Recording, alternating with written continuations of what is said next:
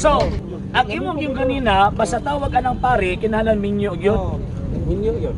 Si Kristo kay pare man minyo pod.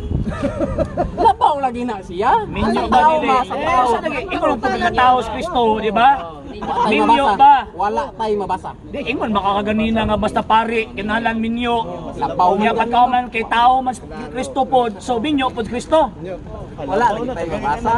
Sa tao man Ay lagi pagsulti nga walay mabasa lagi. wa man ko ta nabasa. Alam mo yung Gisundan ako imong argumento ba? Gisundan ako imong argumento. Basta pare minyo. Ang palusot niya mas gusto Diyos. Kaya di minyo karon kay tao man sad pud siya. Minyo. Minyo. lagan tay mabasa. Ha? Wa ko'y nabasa. So, ay tawag ka nang may basa, di ako kutob, kaya kay mabasa. So, ang buti pasabot, ang imuhang tawag ka ng information niya, klaro. Way klaro, kulang. Pero kung sa tao, sa kay Aaron, Isa, si tao Aaron. O karon, San Pablo, pare man sad pud to, kasi isa asawa niya. walay mabasa nga si Pablo pare. Kung na kayo mabasa, Oh, asa man? buli kasi nyo makatras. Asa man? Kung na kayo mabasa. Oh, basahis ako. Para mo ko, sir. Okay. Na. Wala yung suga, sir. Roma. Roma 15:26. Roma. Okay, basahan na to ha. Ingon man ka nga, yan lang mabasa yun. 15, suga na palihabi. 15:16. Ayun. Ato yung sa 15 sa.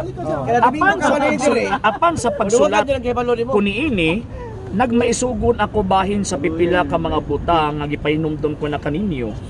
Nagmaisugon ako tungod sa pribilehiyo nga gihatag kanako sa Dios sa akong pagkasulugoon ni Kristo Jesus sa pag-alagad sa mga dili Hudiyo. Nag-alagad ako ingon nga pari aron pagwali sa wahing palita. Oli juga mo akas. Oli juga karon ikaw basa.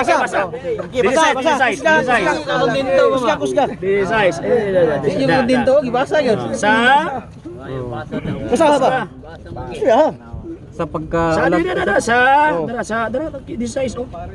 sa akong pagkasulugoon ni Kristo Jesus sa akong pag-alagad sa mga dili Hudyo nag-alagad ako ingon nga para Laki na ba anak? Oh, good. Mukuli ka kay Roma atras. Ayun.